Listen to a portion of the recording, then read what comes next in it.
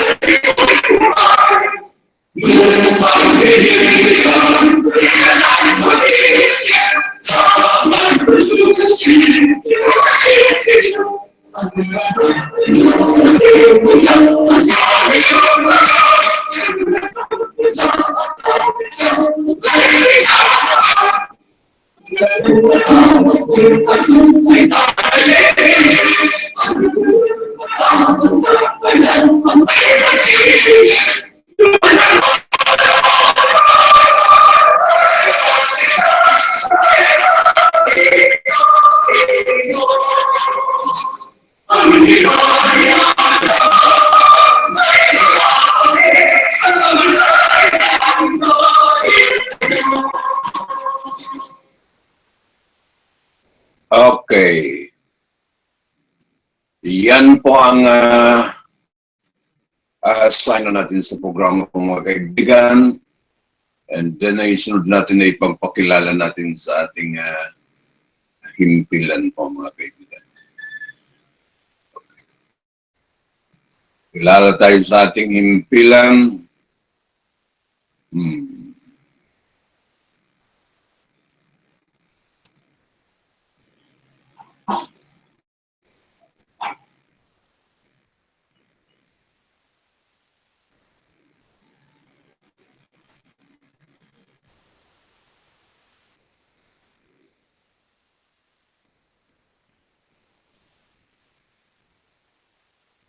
Ang programa ng registration ng balita at iba pa ay tumatalakay sa mga isupang kasalukuyan at mapapolitika, mapapinyon, mapakomentaryo at balita. Ang programa ay patas sa lahat. Walang kinikilingan, walang kinakampihan, at walang pinatwigan ang programa ito. Ang programa ito ay public service sa kahaminan at trabaho lamang.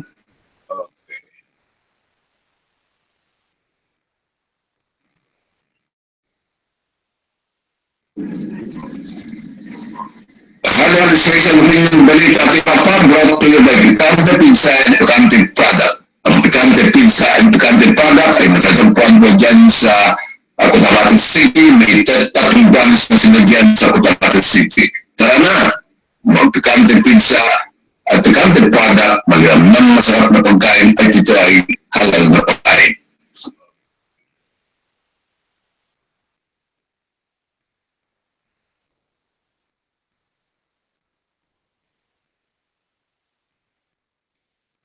Halo special opinion balita at iba pa. Partner ng Absdamahan'Slive-Stream News Tv, the only informative news authority online. Ang unang bukso natin ng balita, itong sinabi ni Justice Carpio. Tingnan natin kung ano yung sinasabi niya rito. Carpio, no evidence of factor rebellion outside Marawi. Oo nga naman. Wala rebellion sa Zamboanga. Wala rebellion dito sa General Santos. Wala rebellion sa Cotabato City. Wala rebellion sa iba-ibang sulok ng Mindanao po mga kaibigan, except lang po yung Marau City. So kung pagbabasehan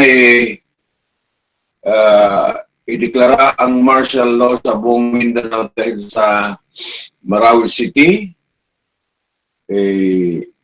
nalihis tayo ata itong mga kaibigan, no? So yan po ang sinabi ni Secretary, Secretary, itong si Associate Justice Antonio Carpio po mga kaibigan.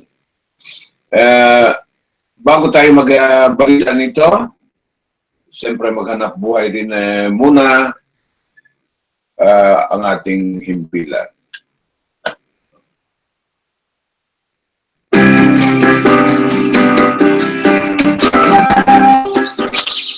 Oy, pre, asa ka ato? Ay, what to na George? Mag-usama ka rito, pre. Butabang ko nila kay magtukod ba sila o balay? Oh, mao ba? Asa po dapit, pre? Ingon ni George nga doon man daw sa may transmission structure. Usa? Oh, mao ka na, mo. Butabang ka siya, pre. Dili, wato ko. Aron tayo baluan sila nga dili maayo ang buhaton. Tungod kibautang sa delikado ang ilang kinabuhi. Kung magbalay sa doon sa transmission structures. Mao ba niya eh? Anara, dili na magpupre ang makublan sila. Pusa ni kaya ang mga butang nga makahatag o kadaot sa atong palibot. Ilbi na sunod sa mga transmission structures.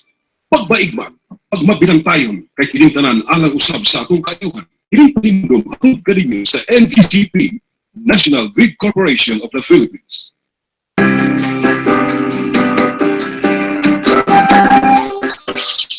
Oy, pre, asa ka ato? Ay, what to na George? Mag-usama ka rito, pre. Butabang ko nila kay magtukod ba sila o balay? Oh, mao ba? Asa po dapit, pre? Ingon ni George nga doon man daw sa may transmission structure. Usa? Mao ka na, mo. Butabang ka siya, pre. Dili, wato ko. Aron tayo baluan sila nga dili maayo ang ilang buhaton. Tungod kibautang sa delikado ang ilang kinabuhi. Kung magbalay sa doon sa transmission structures. Mao ba niya eh, pre? Anala, dili na magtugay aron makublan sila. Pusa ni kaya ang mga butang nga makahatag o kadaot sa atong palibot. Ilabi na sunod sa mga transmission structures. Pagbaigmag, pagmabinantayon, kining pahinumdum hatod kaninyo sa NGCP, National Grid Corporation of the Philippines. Pre, nasayod na ba ka? Na naingitig ugma sa buntag sa tanang gwardiya? Wara ba, pre? Unsa na imitingan? Sumali sa mimo, pre. Yung kanabutan sa itabong kawat sa mga wire sa kuryente. Ay, wala kipon na. Kadaot bugod sa mga tao, wala sila masayod bugod sa kadelikadong ilang buhat. Tinuod pina, pre. Daghan ang maangin o kibutang pa nila sa Pilipino ilang kinabuhi. Country sa gamay ng kantidad sa wire. Mauna yung ngayon masayra sa katauhan, pre, na ang pagpagawat nila sa wire sa mga nagkadayang high voltage transmission. Kita gihabutan na naman mahimong alaot. Sakto ka, pre. Pag-itata ng mga wire, magkatrubo din ang transmission. Hinungdan nga mawad ang dinug supply sa kuryente. Ay, maunang damay tatanan, pre. Pusa ni kayo ang mga butang nga makahatag o kadaot sa atong palibot. Ilabi na sunod sa mga transmission structures. Pagbaigma, pagmabinantayon, kay kinintanan alang usab sa atong kaayuhan. Kining pahinumdum hatod kaninyo sa NGCP, National Grid Corporation of the Philippines. Ayon po sa palasyo, itong recovery program ng Marawi prioridad kung matapos ang gera palasyo po mga kaibigan. So 10 billion na recovery program plan ay inayos po ng Malacanang ng mga kaibigan. Unahin ko po na itong palasyo, and then itong isunod natin po itong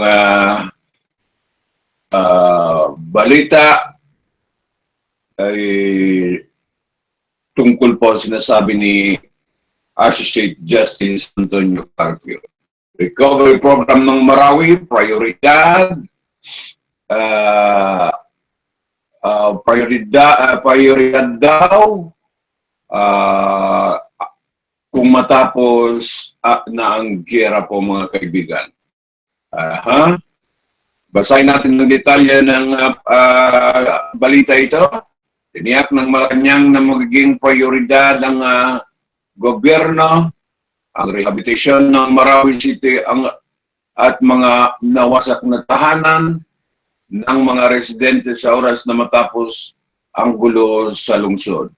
Ito ang siniguro ng Malacanang kasunod ng patuloy na pakipag-ugnayan Appropriation Committee ng Kamara kaugnay ng ikinasang Bangon Marawi Reconstruction Plan para sa mga residenteng nawalan ng bahay sa ilang linggo ng gera. Nabi ni Presidential Spokesman Ernesto Abella, nakausap sila ni Representative Carlo Nograles sa isang na siyang pinunang committee at binanggit sa kanya na gumagawa na sila ng plano para sa pagbangon ng mga taga-Marawi mula sa hinamong matinding pinsala. Catholic priest na hosted ng Maute ay sa Marawi buhay pa. Ayon kay Abella, kanila ring ikinonsidera ang kultura ng mga taga-Marawi na pagtatayo ng kanilang nawasak na tirahan. Ay kanila raw ay pairalin ang culture of sensitivity sa sandaling simulan na ang pagtatayo ng mga bahay para sa mga naapektuhan residente. It's being drawn up.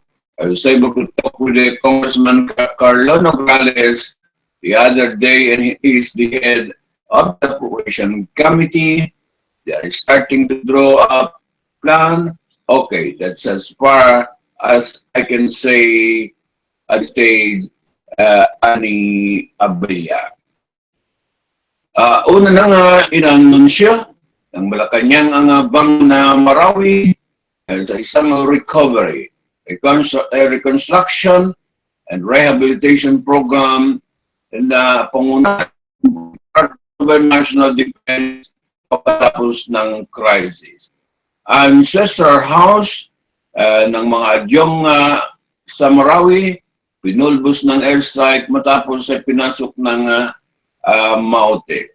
Sinabi ng ni Yusek Abella, na isumitinan ng Defense Secretary Delphine N. Lorenzana ang proposal na nagkakaroon ng 10 billion pesos at nakadagdag isa lang nasa pag-aproba ng Pangulong Rodrigo Duterte.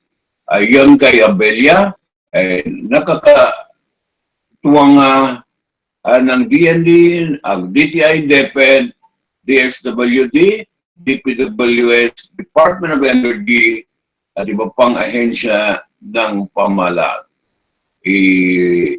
Inaasahan magsimula ang Bangon Marawi na ipinatupad ng Engineering Brigade ng Philippine Army 6 na buwan matapos ang clearing sa buong lungsod. Okay. Ayan po ang balita. Ano special opinion balita at iba pang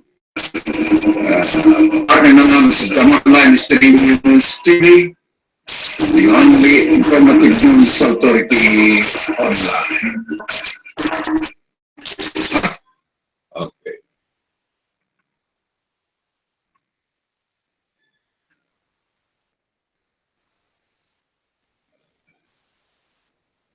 Tingnan natin itong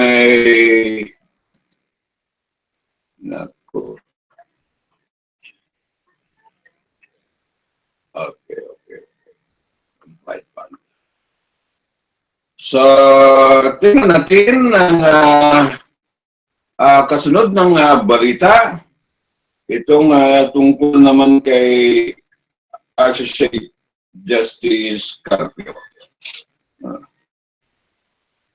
Carpio, no evidence of actual rebellion outside Marawi. Senior Associate Justice Antonio Carpio on Wednesday said despite the declaration of martial law over the entire Mindanao, he has yet to see proof of any supposed rebellion outside the Marawi city, wherein Mindanao was there a rebellion. It looked like in Marawi, you can easily depend that there is a rebellion. Carpenter and Solicitor General Jose Calida, who pays the High Tribunal to defend President Rodrigo Duterte's decision to place Southern Philippines under military rule. But outside Marawi, I had not seen any evidence that there is actual rebellion. In Dinagat Island, Camiguin Island, Misamis Province, Agusan, Zamboanga, Davao, Surigao, Pagadian, Dapitan said the SC Justice during the second day of the oral arguments ng mga oposisyon po. Carpio then instructed Calida to include a memorandum this camp would be submitting to the High Court all intelligence report, if any, showing there is also rebellion in these other places. Associated Justice Benvenido Reyes, meanwhile, wonder why the martial law proclamation covered the entire Mindanao when the actual rebellion seemed to be confined in Marawi City. Sana yung lang ideklara ng doon lang sa Marawi City, kahit lang state of emergency, pwede na po yun. Hindi na sana itong martial law. Pwede na yun eh. Ideklarang ay state of emergency of Marawi City, not lahat po itong Mindanao. Palagay ko, wala tayong problema doon kung ganun lang sana. Pero ngayon ay negative. Ang mga pag-iisip ng tao po sa patungkol po dito sa declaration of martial law sa entire Mindanao. Yung mga iba ay tahimik na lang, pero yung iba ay mga kukunti. Ang pabor po dyan sa pagdeklara ng martial law sa Mindanao. It was the president's political judgment, Calida replied. Bigla-bigla kasi pabukso-bukso. Calida also said that the president has intelligence information that available to him and that he trusted his judgment.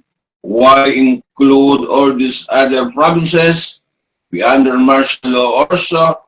What we are worried, it might be embolden the president to also include Visayas, Luzon, eventually the entire Philippine, Associate Justice Mariano del Castillo. Kaya kayo dyan sa Hall of Justice ay maagap. Dapat ay maagap ay pagbigay ng agaran na mga balidong opinion po mga kaibigan, desisyon. Napaka-importante po ang mga opinion nyo at saka decision nyo po dyan sa hudikatura, mga kaibigan. O hudikatura ba o Hall of Justice, mga kaibigan. On the first day of the oral argument, the line of a questioning in interpolating petitioner against the martial law declaration also ran along the idea of act of rebellion and whether such was present in other parts of Mindanao. On Wednesday, Calida argued that a conspirator like a cobbler and financier of a rebellion could be seeking refuge in places other than the area where actual rebellion is happening. Thus, the need to include surrounding areas in the coverage of a martial law declaration. Carpio responded, yes, they can be arrested there too, but whether there is actual rebellion in that place, because the moment a group can come here, does it mean there's already rebellion in Manila? No, but you don't have to declare martial law here to arrest them. It doesn't mean that, just because the temporarily sought a refuge, here there's a rebellion already, he added. Carpio said, supposing rebels deploy assassin to Metro Manila to kill top government officials, Manila law can still be declared in the absence of actual rebellion. Terrorism is not a rebellion. Connect, Carpio asked Kalida who responded, but it could be lead to that. Okay, hindi pala itong terrorism ay hindi pala ito consider rebellion. Yes, it could lead to that, but it's not actual armed uprising. Magistrate added. As you say, Justice Marvic Leonel, meanwhile, asked Kalida to present and prove that the militant led by the Maute group were trying to establish a caliphate for international terror groups, ISIS. Would you have an expert back you up? Where did they say that there can be a caliphate in the southern Philippines, mga kaibigan? Kalit-lit ng Marawi na nag-declare na ng Dawla Islamia o Caliphate, napaka-imposible. Kalit na grupo lang yan po mga kaibigan, a bunch of mga 150 and then magdeklara na ng Dawla Islamia, napaka-imposible po mga kaibigan. So, tama yan sila Carpio, itong mga mag-interpolate dito po sa oral argument ng mga petitioner. The government had said ISIS recognized as a player who studies nilon Totoning Hapilon as its emir in Southeast Asia. Okay.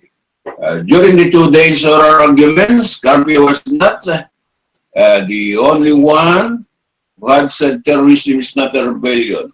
On Tuesday, petitioner had used the same argument to oppose Duterte's martial law declaration. Ayan po.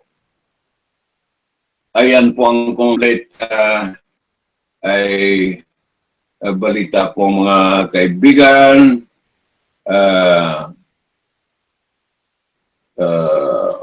Patungkol po sa crisis ng Marawi. So, yan ay galing na sa Palasyo at saka ito naman galing sa Supreme Court po mga kaibigan. Itong binasa natin unang bugso ng balita. Hanap buhay mo na.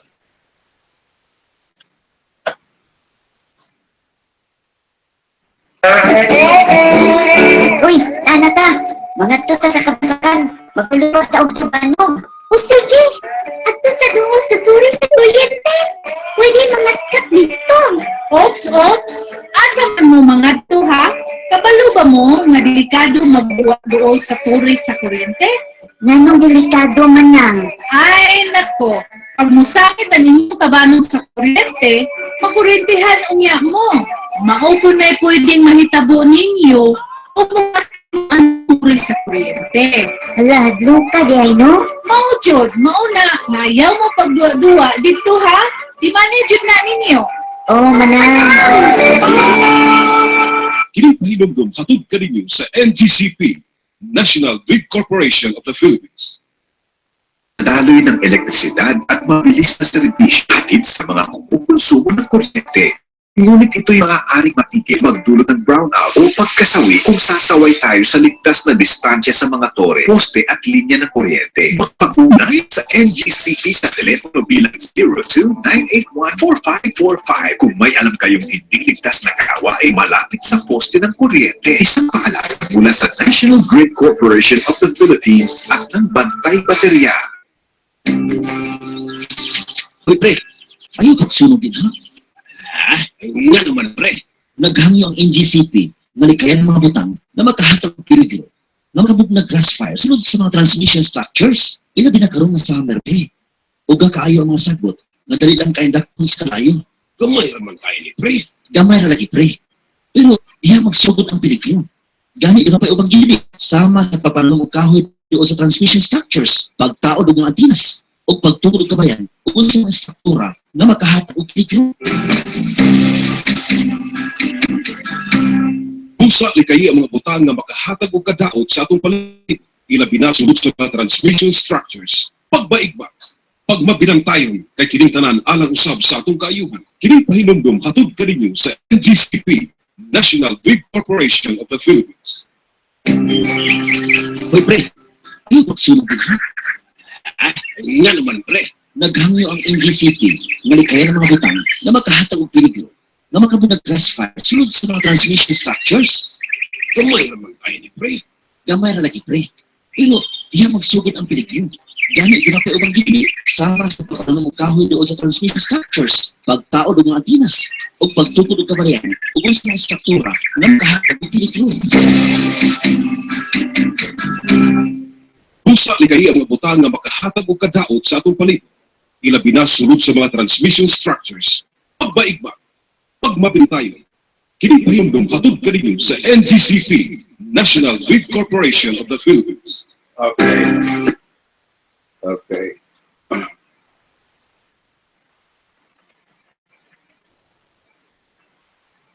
Ay, kasunod na balita, number deadline for military people to retake Marawi. Wala nang deadline kasi ando siya sabi liberated na. So, wala nang deadline.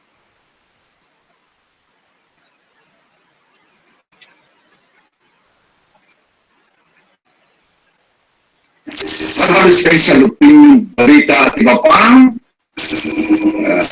partner ng Absdamahan'Slive-Stream News Tv, the only informative news authority online.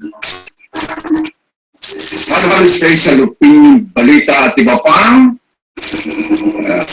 partner ng Absdamahan'Slive-Stream News TV, the only informative news authority online.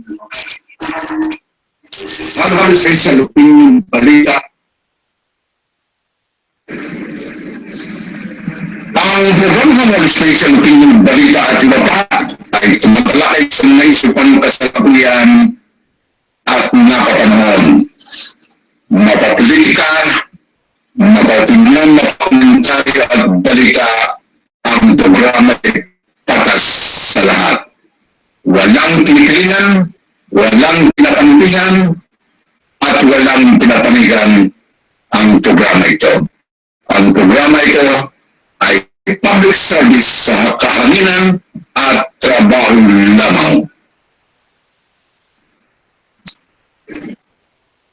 Kung gusto niyo sumali sa usapang bayan, magbigay ng puro suggestion o opinion sa programa Halo-Halo Special Opinion Balita at iba pa, huwag at ulit mag-text o tumawag sa mga telepono pag-globe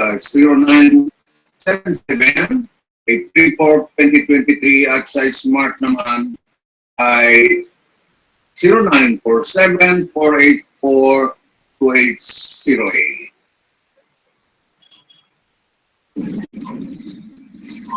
Halo-Halo Special Opinion Balita at iba pa brought to you by Picante Pizza and Picante Product.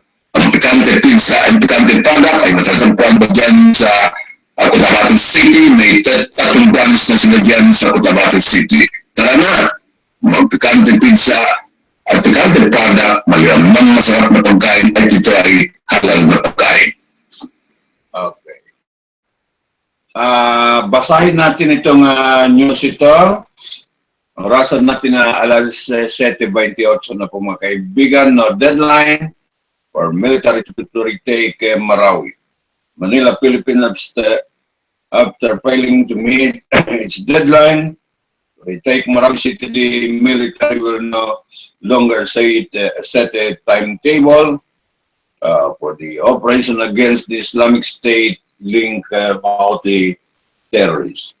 Armed Forces spokesman Brigadier General Restituto Padilla admitted that declaring the city of multi-militants may take time because security forces are avoiding civilian casualties. We will not set a deadline. We will ensure that we are able to clear it of any armed element that still exists, and it may take some time, Padilla said in a press briefing in Malacanang on Wednesday. The operation we are doing, as I have mentioned earlier, it's not as easy as the one we are doing in the jungles. So it will entail a bit of a time before we clear every house of any armed element. So we beg for some patience, but we are getting there, he added. The government has repeatedly failed to meet its self-imposed target, and the Marawi crisis, which started after terrorists raided the city last May 23.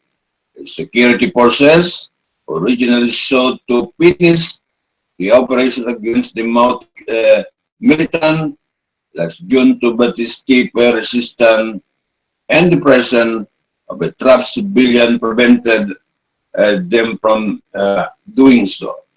On June 4, President Duterte said the crisis may be finished in about 3 days, but the fighting persisted. Last week, the military said it seeks to liberate this Stripton city on June 12, the 119th anniversary of the Philippine independence, but the goal was not met. The military activities that are conducted in open terrain, like jungles, are different history. Different history when it's compared to urban terrain.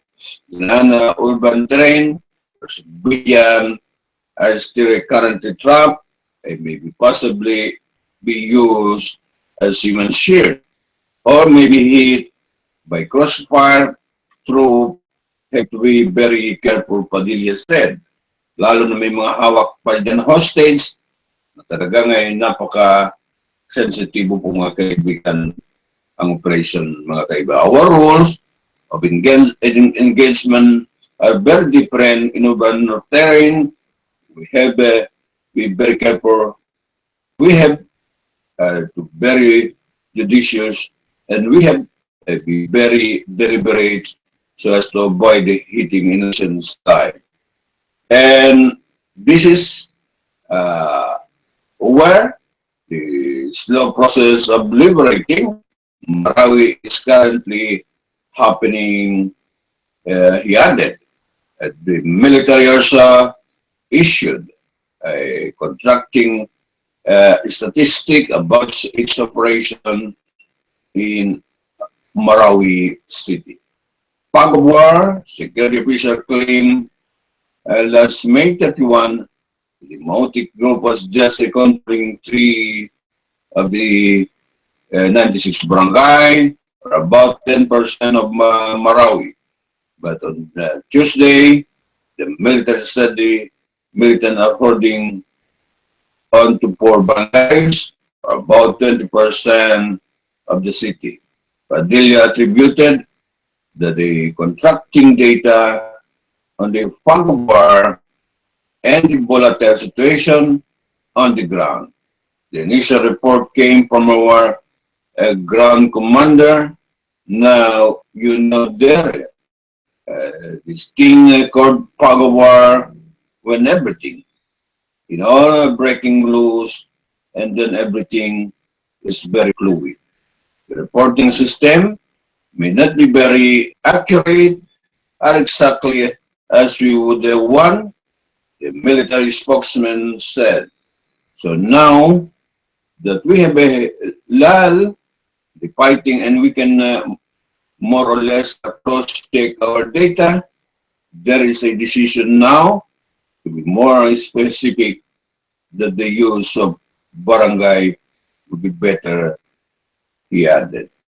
Why we make a push, or so Wednesday, the military said there is no need to make an issue out of the United States assistance to Philippine troops in Marawi City. I do not understand why we are hyping the issue about the Americans helping. If you will recall, we used to talk about their presence in Zamboanga seeds. We not explain that they were providing a technical assistance because we are facing threat posted by the Abu Sayyaf Padilla said. The point here is we do not have the capability yet. Now we are in the process of attaining such a capability. He added, Padilla said it was easier to tap the assistance of the American forces because the Philippines, the U.S. already have a mechanism of a defense cooperation. We are open to assistance from other countries, but it will take time. It will take time to organize and transfer the equipment here. But the American are already here. They can easily transfer their equipment. They just transfer their equipment from Zamboanga to Marawi to her, he said. So we have already a set of capabilities we can request for, and that's why we did, because the ground commander already needed it even before the request was made, he added. Padilla could not say how many American soldiers are now in Marawi, but claimed that there are only a few of them in the city. He said the U.S. troop provided technical assistance, information that enhanced the Philippine troop situational awareness. National Democratic Organization, bagong alyansa ng kabayan, have criticized U.S. assistance in Marawi, saying this contradicts the Duterte administration declare independent foreign policy. So, yan po ang tunay na balita. So, ayaw natin ng ang mga US forces, pero diyan po sila sa Marawi, tumutulong sa ating sandataan lakas ng Pilipinas. Binabanatan ng Amerika, and then pagdating sa giyera, ay kasama pala ay tumulong sa mga sandataan lakas ng Pilipinas. Ayun.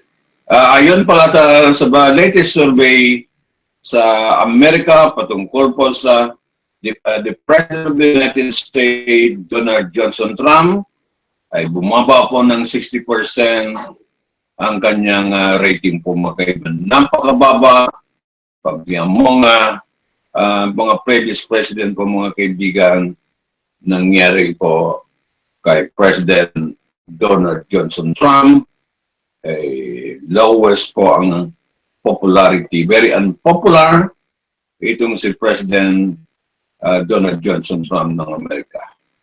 Yan po ang latest mga info na kalap natin sa pandaigdigan po, mga kaibigan. Ayan. Ganun talaga.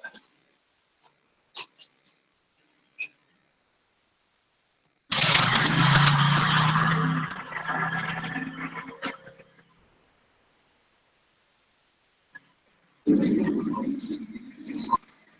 sa yung balita at Papa brought to you by Picante Pizza and Picante Product. Ang Picante Pizza and Picante Product ay matatagpuan mo dyan sa Cotabato City. May tatlong branch na sila dyan sa Cotabato City.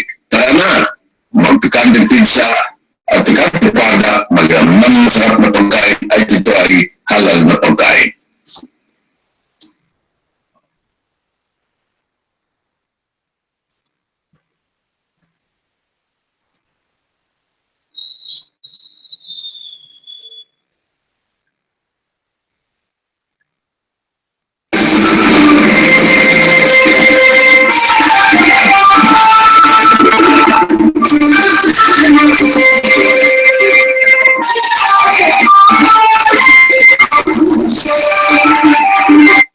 Itong Paul and Marine wife, remember husband, si met through a radio program.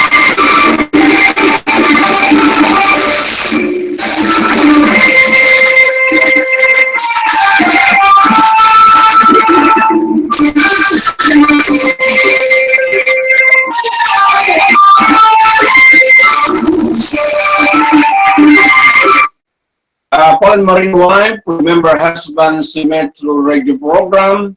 Again, it was not a typical love story for Maricel Abao and her husband, Sergeant Miguelito Abao. One of the 13 Marine were killed in a firefight against the Mountain Group in Marawi City on June 9, Friday. Maricel is a native of Aurora, where Miguelito was from Cagayan de Oro. They were miles away from each other, but their path crossed to a radio program. In 2004, Maricel wrote to a radio station for once of its program, hoping to find a friend. After hearing Maricel, letter on the radio, Miguelito wrote to her, kasi ang dami sumalat sa akin hanggang siya na lang natira. Talaga ibang lugar, ang sumulat talagang siya na ang natira, Maricel said. They became a pen pal for 2 years, into which they finally decided to meet in Metro Manila. It was this same year when Miguelito applied for the Marines in Fort Bonifacio. The two decided to marry in 2012 and blessed with two children. Husband wish, Maricel said she is determined to fulfill her husband wish. She said her husband always remind her that the two kids must finish school, unlike him who never finished his college studies. Gusto kong matupad yung gusto niya, yung anak niya ay makatapos sa sisikapin ko, maging magulang sa ama't ina ng mga anak ko, Maricel said. She added that she was not regret in letting his husband to join the Marine. Instead, she will make her husband's courage as an inspiration to fulfill his dream for their children.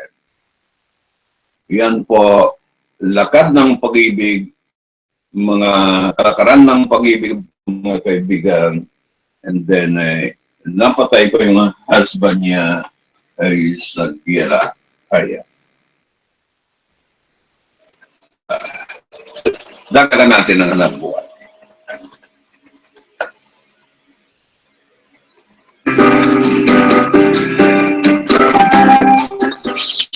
Oy, pre, asa ka ato? Ay, what to be the George? Mag-usama ka rito, pre. Butabang ko nila, kay magtukod ba sila o balay? Oh, mao ba? Asa mo dali, pre? Ito ni George na doon man daw sa may transmission structure. Usa? Oh, makukunin mo. Buta ba kasi, pre? Dili, wato ko. Aron pa wala lang, hindi ang ayaw ng wato. Tungod kibawutang sa delikado ang inang kinabuhi. Kung magbalay siya doon sa transmission structures. Mao ba niya, pre? Ana, dili ka magpugay ang makuglan sila. Busa likayi ang mga butang nga makahatag og kadaot sa atong palibot. Ilabi na sulod sa mga transmission structures. Pagbaigma, pagmabilantayon kay kining tanan alang usab sa atong kaayuhan. Kining pahinumdum hatod kaninyo sa NGCP, National Grid Corporation of the Philippines.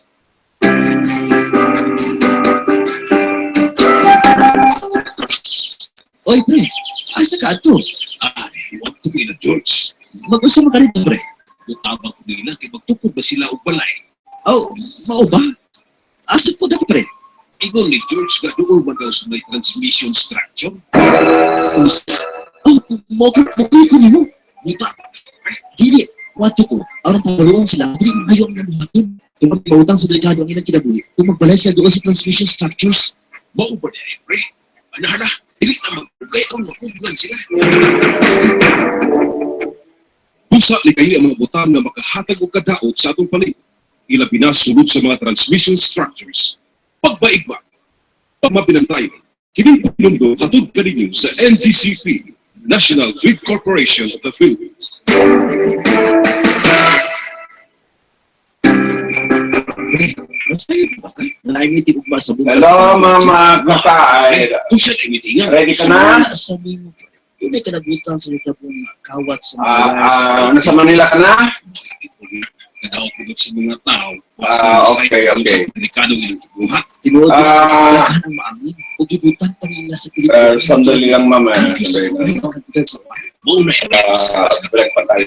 Nang pagkawat nila sa wires sa mga nagkadalihan high voltage transmission, kita gihapon ka na ng mahimong kalaot. Sakto ka pre, pag ginapta ng mga wire, magkatubo din ang transmission. Hinamdan mo 100 og supply sa kuryente. Ay, maunang damay tatanan pre. Busa likayi ang mga butang nga makahatag og kadaot sa atong palibot, ilabi na sulod sa mga transmission structures. Pagmabinantayon kay kining tanan alang usab sa atong kaayuhan. Kining pahinumdum hatod kaninyo sa NGCP, National Grid Corporation of the Philippines. Magandang umaga, Ma'am. Live ka sa programa Halo-Halo Special Opinion Balita at iba pa dito po sa Dakbayan General Santos. Okay,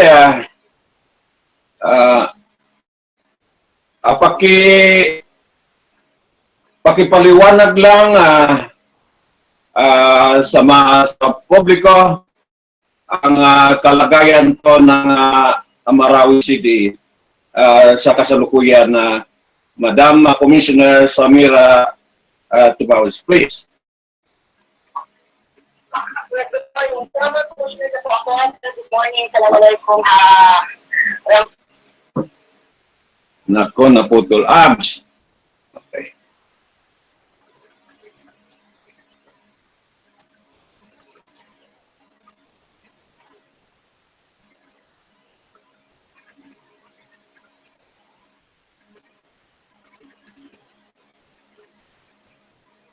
Nako, saya.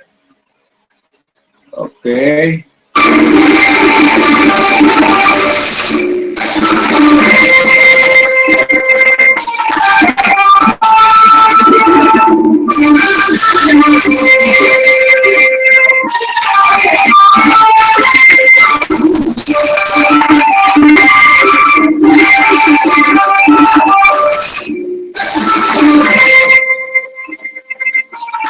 Hindi mo makontak.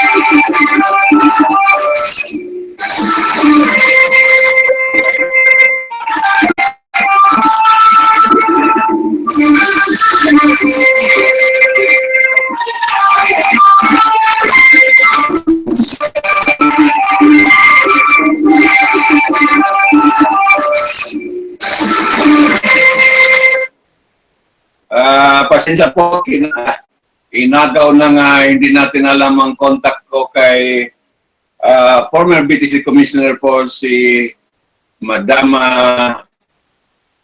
Honorable Samira Gutok Tumawis po. Hindi natin may pagpatuloy ang interview sa kanya. Ay sa kasamaang palad po, bigla na-cut po ang linya. Sayang. Pero hanap tayo ng ibang pagkataon po ay kay Madam Samira Gutok Tumawis po mga kaibigan. No? Sayang.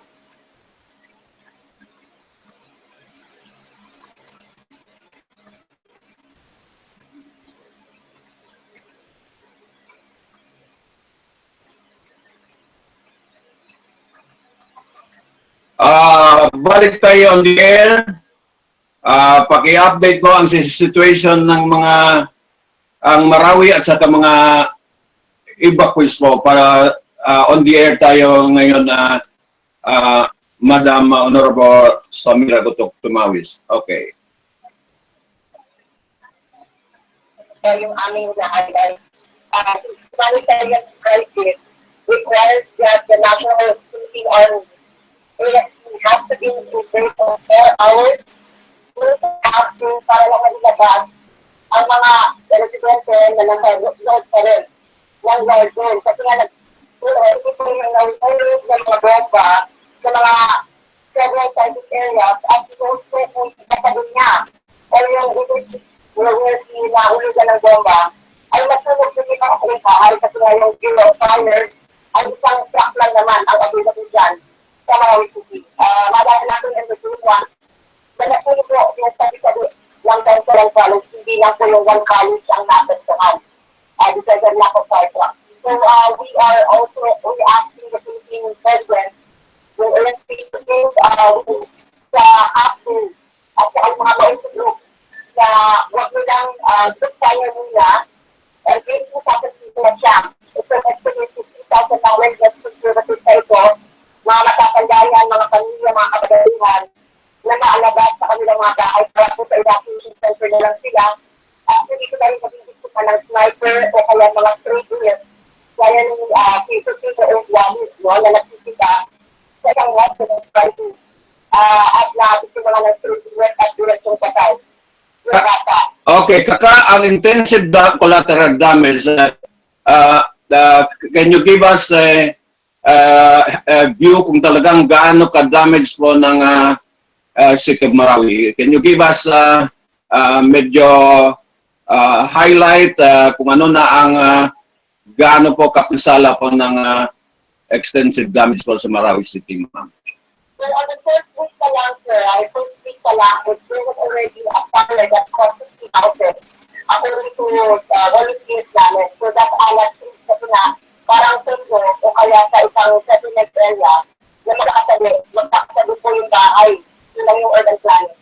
So, in one instance, kasi sinadito na ang nagkasabi at nagkakasabay bahay. So, yung picture na nakita namin 4 days ago, dito sa Actorio, 3 days ago, nag-briefing po sa government sa amin na mga civil society ay magiging sa portions ng Marawi City. Ang nagsulad, portions of Marawi sa commercial plaza, yung ating plaza Kabili, yun ang mga nakila yung mga kalalaking building. Yan po yung matataas na mga building. Sila po ang Tambulo Plaza Kabili, which is kung sa Makati, ito yung Ayala District. At saka yung area ko ba, dito sa area of the public market. So ito lang sila po yung public market natin. Philippine National Bank at sa almata rin mga lahat. So, wala na po yung area ko ba, ito mga commercial establishment and center the life of Marawi City. Dahil sa po, nag-gather ang karamihan ng union, ng mga estudyante para mag-serok, etc. Dahil yung majority of Marawi City, dahil ito very started sa Army, al-Pusis naman po, sa Philippine Army, sabi nila po na sinusila po ito, at the Philippine Army and the MILF ay yung figure to continue the project na maulabas din ng mga standards. So, at the time, yung ginagawa ko to serve, whether the future part of Marawi City, which is on the medical and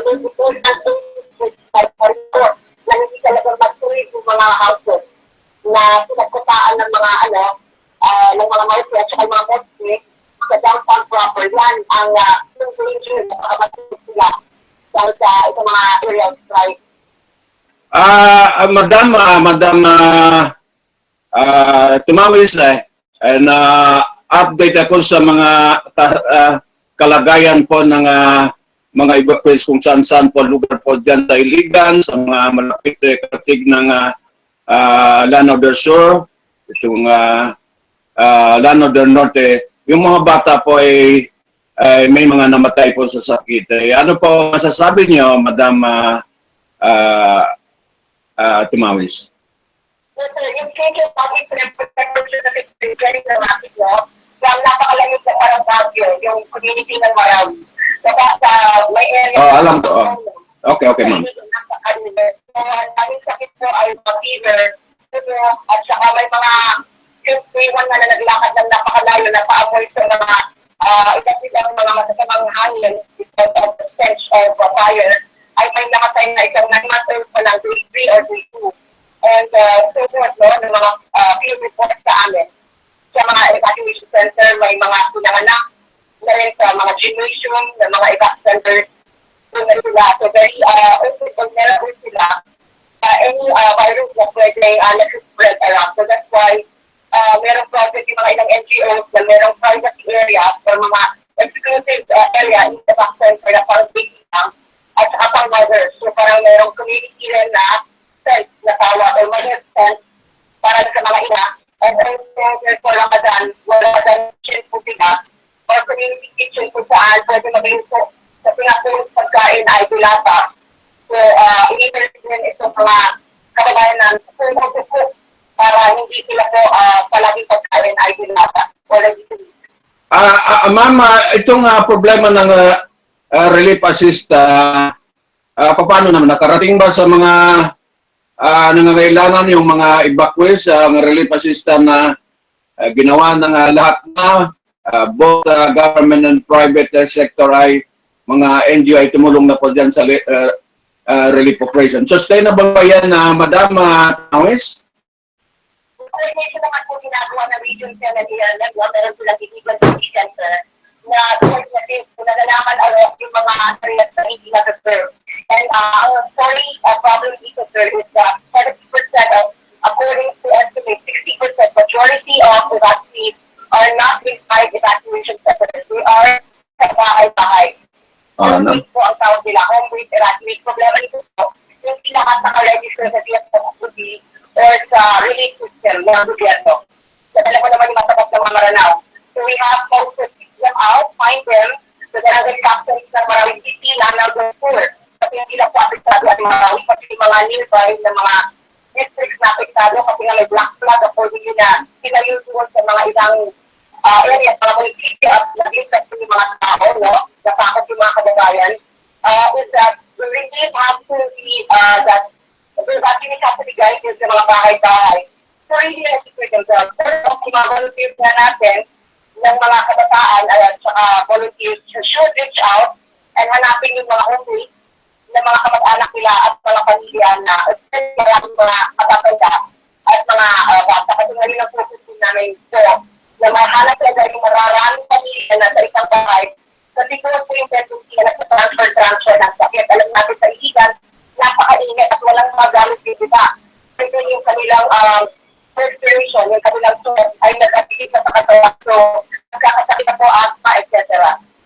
Madam, may ba tayo, no? Kasi issue ngayon ay sinisisi ng ating Pangulo itong mga tinatawag niya Mindanao.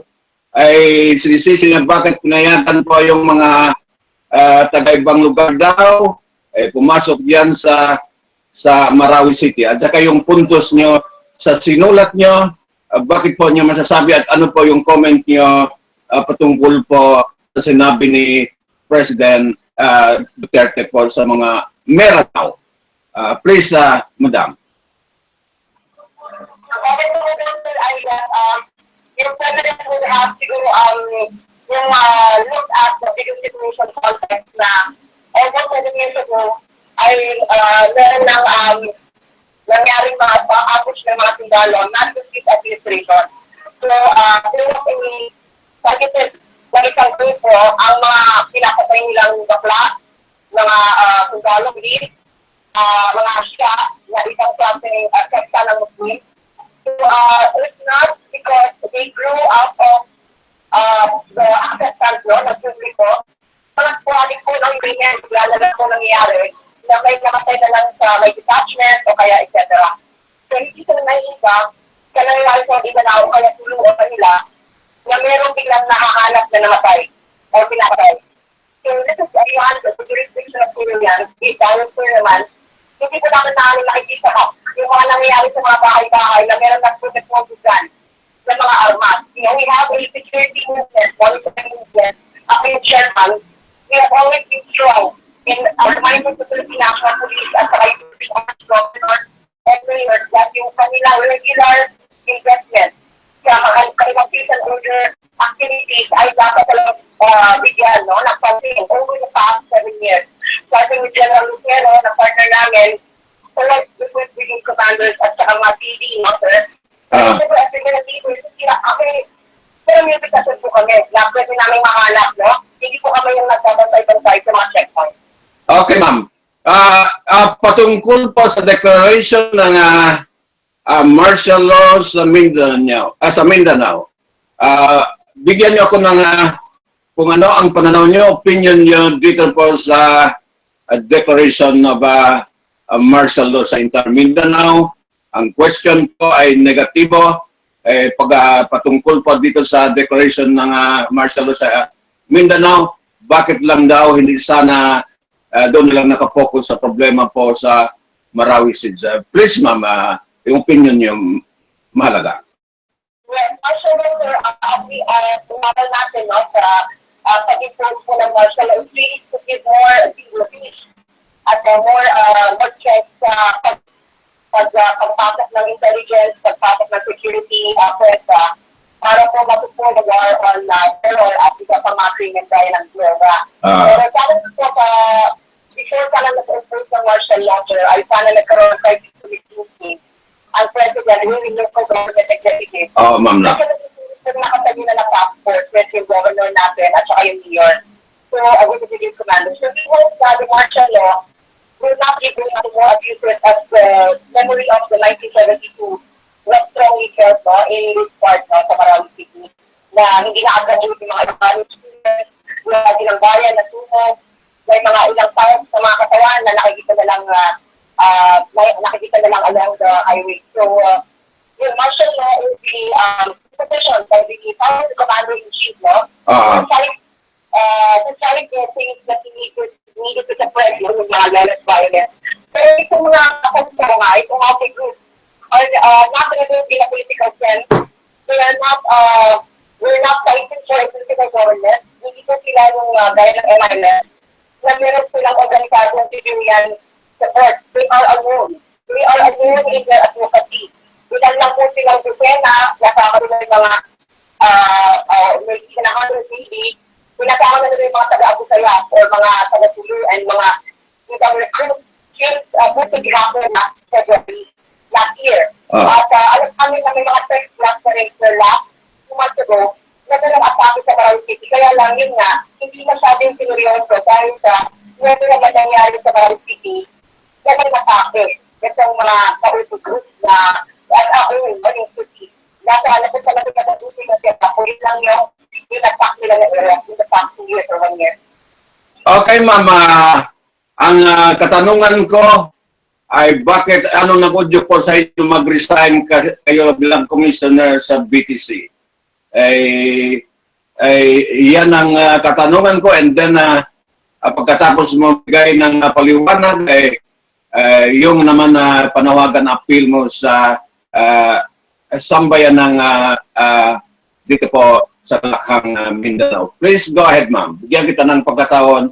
Bakit anong mag-udyo po? Bakit kayo mag-resign bilang commissioner sa BTC? Yes, sir. I really want to talk about this since the first week that yung mga siguro self-explanatory na yung sir, bakit ako nag-resign, bakit yung Syrian needs ng aking mga kababayan. Ako yung Marawi member ng BTC. naintindihan ni Chairman Jaafar, Chairman Inday Santiago, President Duterte na ngayon ay tatapos ko. Yung sila ko ngayon sa Malacanang, kaya ako nasa Manila para ma-isolate ko po yung sulat. At nandito po ako ngayon para ibigay sa Malacanang yung sulat ko, for litigation. At alam niyo naman siguro na I have to focus sa maraming PT sa rehab, sa mga kailangan ng kababayan ko. Secondly, ang panawagan ko sa mga fellow Mindanaoan, ang aking pagpasalamat sa international community, kagaya ng Committee on Red Cross, at sa non-violent teachers, yung mga donors ng ilang kailangan ng street court, mga ilang doktor, lahat na kayo, mga kababayan namin, smart communication group, na tumulong sa amin, mga media groups, gaya ng beginning. Maraming salamat po kagaya niyo, sir, sa pag-monitor po sa sitwasyon namin, na maraming mga offers na dumating, mga women's support para sa mga pamilya. Yung today, nandito si Secretary, former Secretary of the WBD, Tito Riman, and former Secretary Arnie Luistro, para sa delusion ng pagpunta sa Nangagero sa mga bahay-bahay at mga municipality sa Buao, Bubaran, First District. Maraming mahirap at usan. So thank you very much, sir, sa lahat ng mga tumulong. And nalalaman ko kami, sir, sa President, na stop the area of strike because pwede naman po na long-term investment ng mga Maranao ay solve nila yung problema nila. Hindi po yung Maranao ay sasabihin sa Maute na adiwanan nyo kami dito, tama na yung ginagawa nyo, hindi yan yung Islam na pinagyalaban natin sa community. Ayan, maraming salamat, Madam Commissioner Kaka Samira Botok Tumawis. Yan ay magaling na isang Maranao. Itong si Kaka Samira Tumawis. Maraming salamat, ma'am. From time to time, pagkakailangan ko yung mga puntos, mga idea, mga opinion, huwag nyo i-close po ang inyong contact, Madam Tumawis. Okay? Okay. Salamat. Yan po.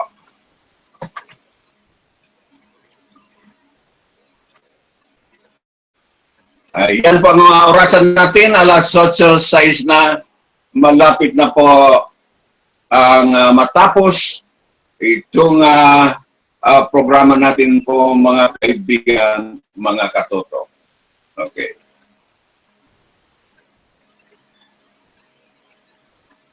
Sana po.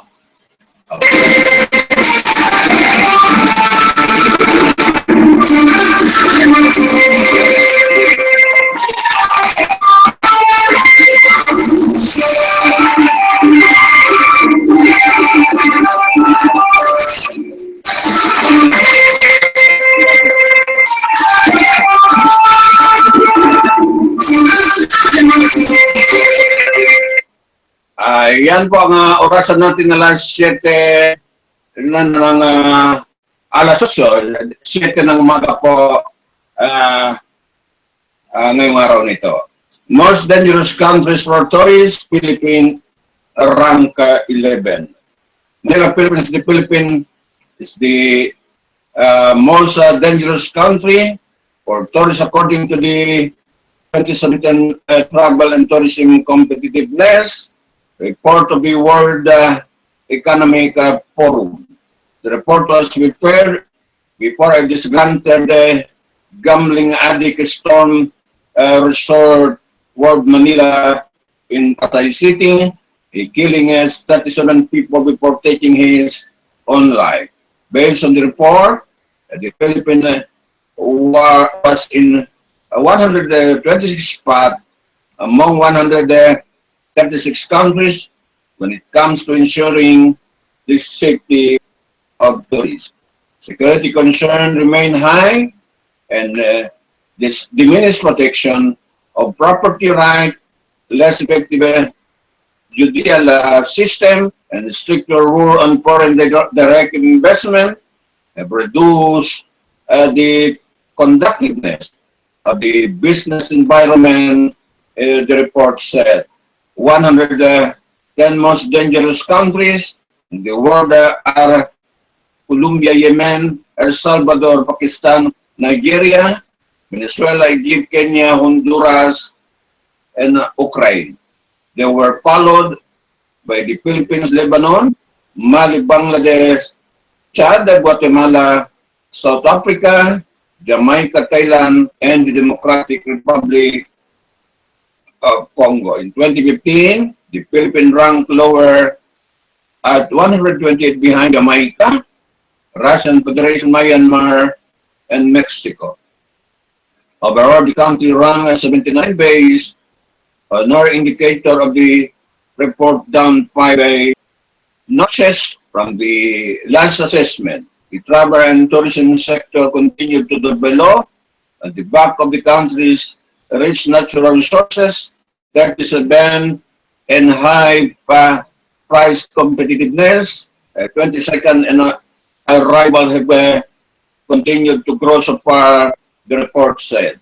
Although the Philippines travel and tourism potential remain high, there are several areas where policy intervention could help to regain competitiveness. It added, last year, there was also a reported insurgent kidnap or ransom incident in the country.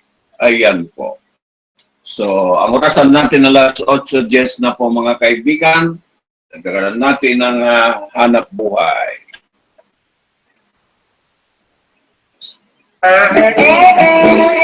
Uy, anata, mga tuta sa kabasakan, magpalupad ta og tabanog. O sige, at tuta doon sa turis sa kuryente. Pwede mga kat dito. Ops, ano mo mga to ha? Kapalo ba mo na delikado magbuwa doon sa tuloy sa kuryente? Anong delikado nga nan? Ay, nako. Pag musangit ang mga sa kuryente, makuryentihan unya mo. Maupo na pwedeng mahitabo ninyo o mukatkat mo ang tuloy sa kuryente. Hala, hadlo ka di no? Mao jud, mauna, ngayaw mo pagduwa dito ha? Ano jud na ninyo? Oh, manan.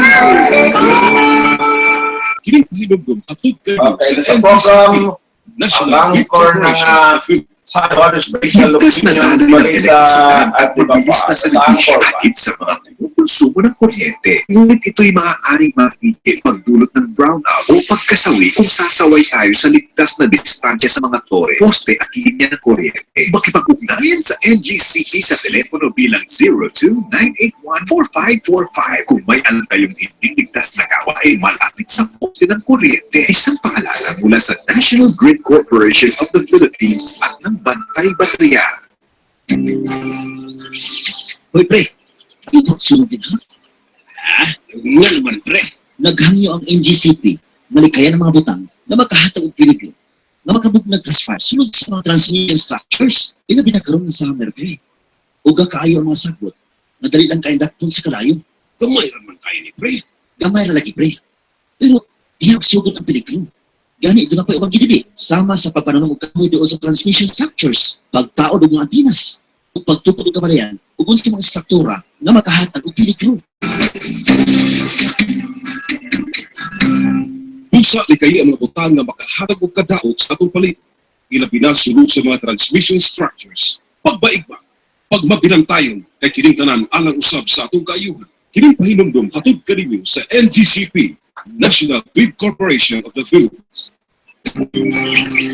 Hoy, pre, ayaw pagsunodin, ha?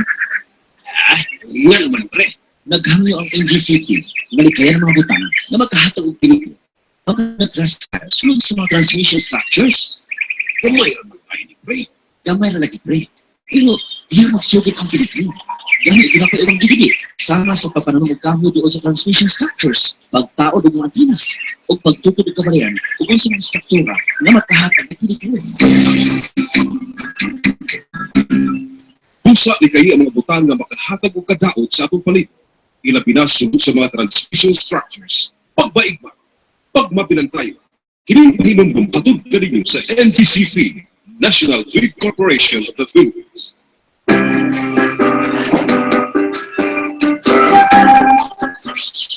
Oy, pre, asa ka ato? Ay, what to in adults? Mag-usa mo ka rito, pre. Kutabang nila kay patupod ba sila og balay? Oh, ba? Asa ko dati, pre? Ingon ni George nga doon ba daw sa may transmission structure? Usa? Oh, makuha mo. Dili, wato ko. Aron pagbaluan sila, madali maayo ang nabuhaton. Tungod kibautang sa delikado ang ilang kinabuhi, kung magbalay sila doon sa transmission structures. Mao pa din, pre. Ana, dili na magkukay at makugan sila. Busa ni kayo ang mga butang nga makahatag og kadaot sa atong palibot. Ilabi na sulod sa mga transmission structures. Pagbaigma, pagmapinantayon, kay kiningnan alang usab sa atong kaayuhan. Kining pahinumdum katog kaninyo sa NGCP, National Grid Corporation of the Philippines.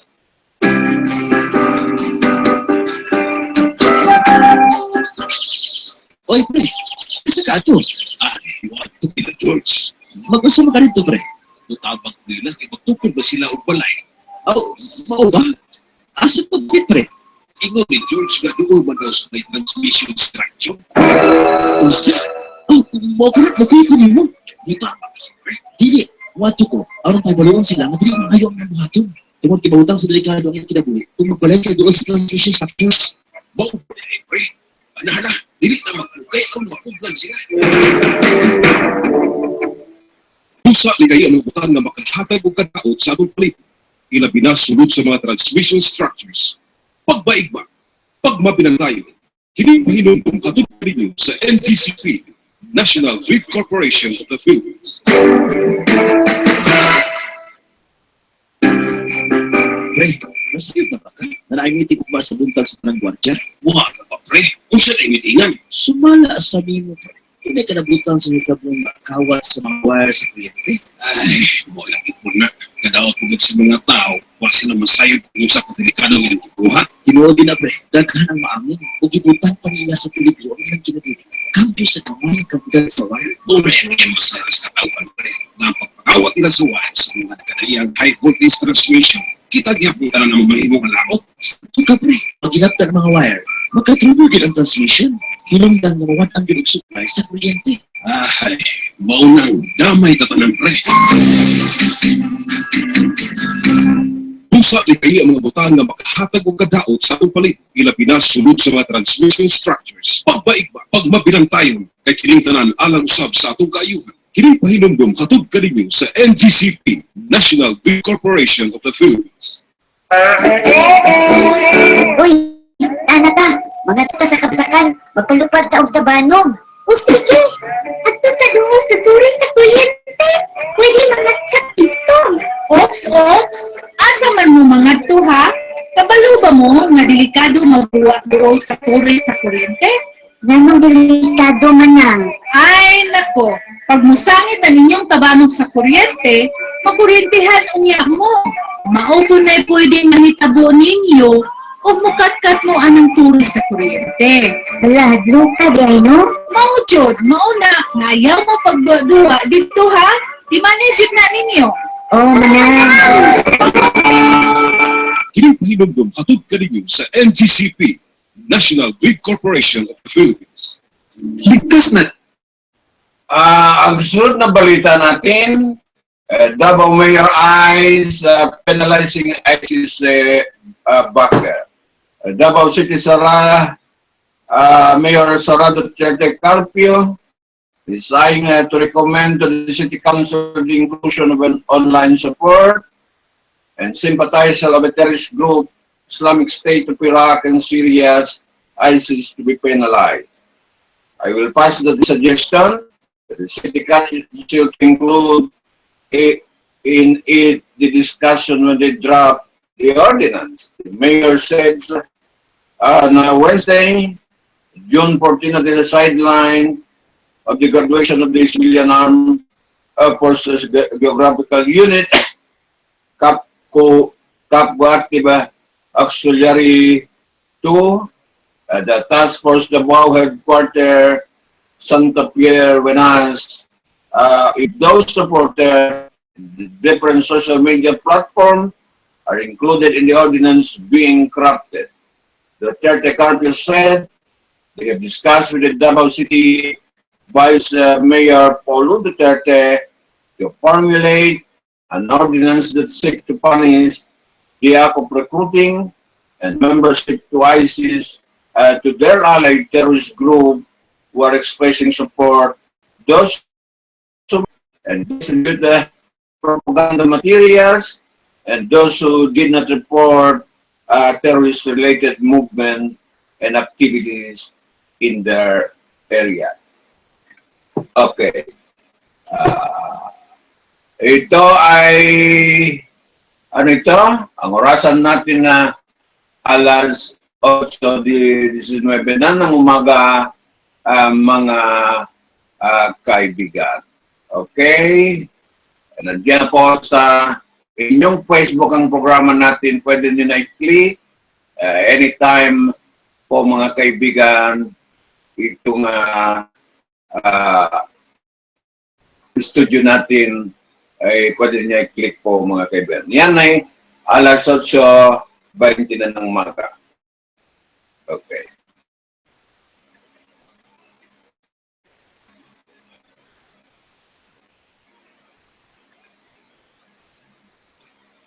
Lipat tayo sa balitang national. BIR executed in Quezon City. BIR, taga-BIR. Manila, Philippines, an official of the Bureau of Internal Revenue was killed in an ambush by two men on a motorcycle in Quezon City yesterday morning. Alberto Enriquez, 49, Chief of the BIR Revenue District 28 Tax Assessment Section, was shot then shortly after he got out of his car, which was parked in front of Ambianza Aperture beside the BIR office along West Avenue, Barangay Imperial, Pilam around 7:20 a.m. Enrique died at the scenes of the gunshot to the face, police said. Robert said Enriquez regularly parked in the Hyundai Santa Fe, GLN 827 in front of the aperture before going for work. Closed-circuit television footage showed that the assailant waited for around 3 minutes for the victim got out of his car. The gunman was caught on CCTV footage getting off the motorcycle and firing at Enriquez before fleeing toward EDSA. Robert said they recovered a 9mm casing. At the scene, Chief Superintendent Guillermo Elesian, Quezon City Police District Director, said they were looking into the possibility that killing of the Enriquez was work-related. Enriquez has received the assessment of revenue officer, the BIR district, and certain transacted with taxpayer, according to the Dennis Flores, head of the BIR Region 7 Investigation Division. Flores added the victim had a good record at the BIR when he had worked since 1989. BIR Assistant Commissioner and spokesperson Marisa Cabrero said the case is being investigated. Enriquez, the second BIR official here in Quezon City in less than a year. BIR Region 8 Director Jonas Zamora was shot dead at the corner of a topside road in Katipunan Avenue in November 2016. Elias arrested the Javier to determine if the twin killing were related. Police arrested Alan Manalo, the primary suspect in the killing of Amora. Is being heard by the police on charge of murder in illegal possession of firearms. Robbery ruled out. Authorities ruled out robbery as a motive for the killing, as an estimated 57 cash was left untouched in Enriquez's car. The Quezon City Police Division formed a special investigation task force to prove the murder. Police found Enriquez's marriage was recently annulled. Police found that Enriquez's marriage was recently annulled with his family living abroad. Killing condemned. Finance Secretary Carlos Dominguez III denounced the killing of Enriquez and called on law enforcement agencies to arrest the perpetrator of the crime. We condemn the killing and call the Philippine National Police and National Bureau of Investigation to arrest those responsible for the murder, Dominguez said. We condole with his family. Ayan po ang balita sa pagpatay nito.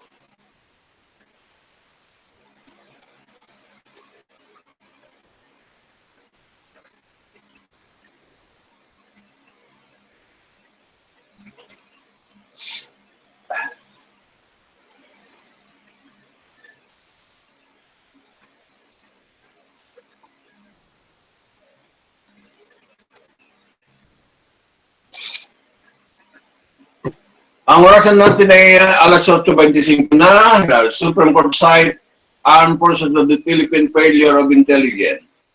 A Supreme Court Associate Justice Wednesday said there could be a failure of intelligence in Mindanao when the military did not notice Mauti group gaining of strength in Marawi City. It seems that Mauti rebels are well prepared, arms seems inexhaustible, and there was a one-time several million pesos was recovery from the hideout. It takes time to have done what they did, and I am surprised why the military never discovered all this. Associate Justice Mariano del Castillo asked Solicitor General Jose Calida. On the second day of the oral argument, the petition seeking to nullify proclamation 2016 declaring martial law in the entire Mindanao. Calida, in the consolidated comment submitted to the Supreme Court on June 12, 2017, admitted that as early as May 18, they already have the information on Mauti Group plan to raise Marawi City on the day of Ramadan on May 26 and hoist the ISIS flag.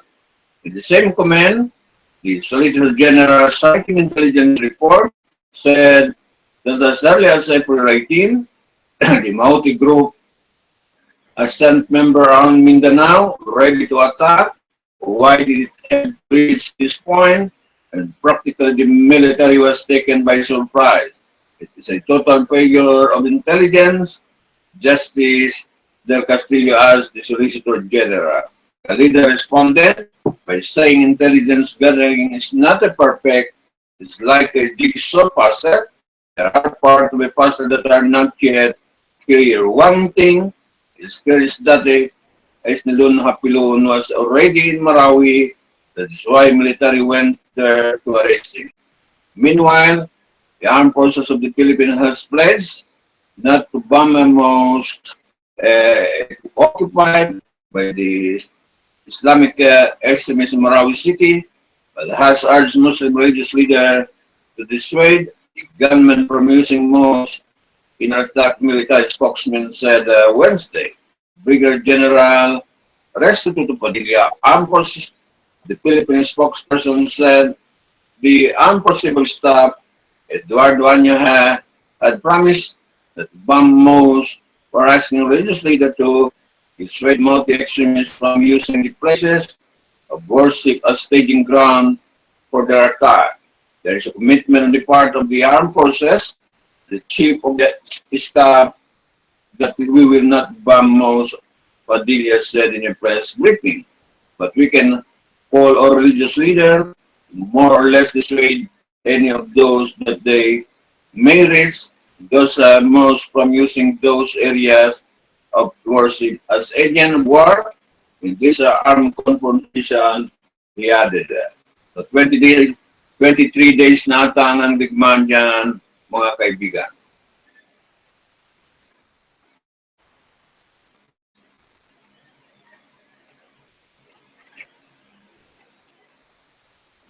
Duterte needs an extraordinary measure versus terrorism Supreme Court court.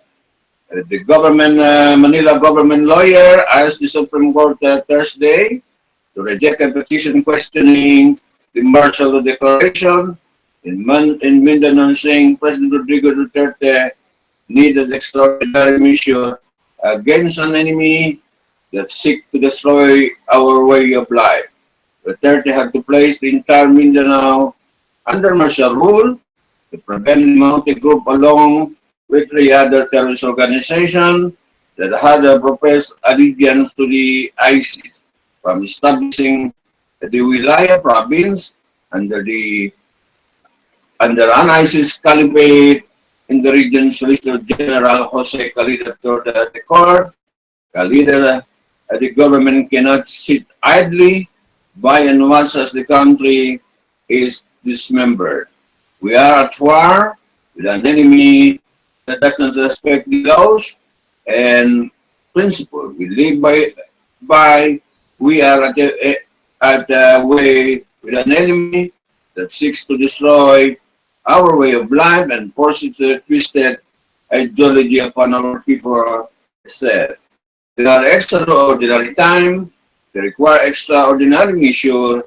Three groups of petitioners are asking the court to nullify Duterte's declaration of martial law, suspension of the privilege of writ of habeas corpus. They argued there was not enough factual basis to place Mindanao under martial rule. Calida said the president needed a more expansive authority to quell the rebellion by Mountain Group. He claimed that the group has joined process with the Ansar Khilafah Philippines, Bangsamoro Islamic Freedom Fighter, and the Abu Sayyaf. O dami na mag-tulong-tulong. The Solicitor General warned against tying the hand of the president, saying this would render the government unable to suppress and ultimately put an end to the rebellion in the whole Mindanao. Senior Associate Justice Antonio Carpio questioned Galida on whether there was indeed rebellion elsewhere in Mindanao. Carpio said the reason could not automatically be considered as act of rebellion. It could lead to that Galida reply. Ayan po ang balita sa umagang ito.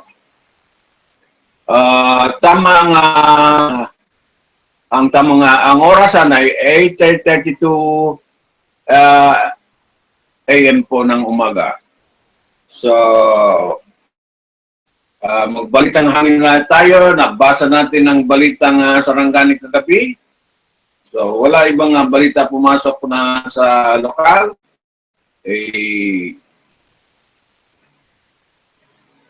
Balitang hangin na tayo mga kaibigan.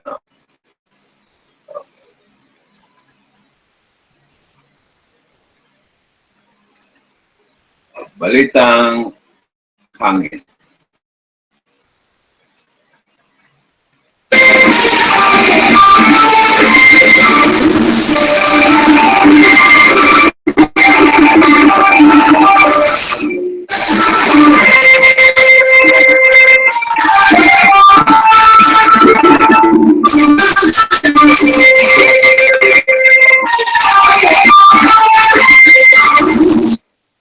Balitang hangin tayo. Ang balitang hangin lokal ay ayon dito 75 Fahrenheit. May pagulan, light rain ay feel like 75 Fahrenheit, minimum 75 Fahrenheit at maximum 87 Fahrenheit. Okay.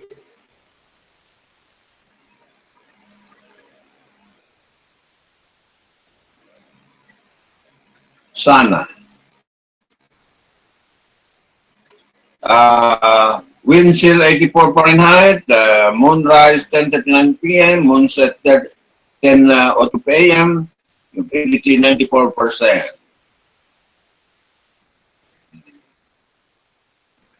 Precipitate 3.2 millimeter, pressure 30 inches, visibility 7 kilometers po mga kaibigan. Okay, precipitate chance 70%, dew point 73, wind chill 84 Fahrenheit. Ay, maraming salamat. Palagay ko wala na tayong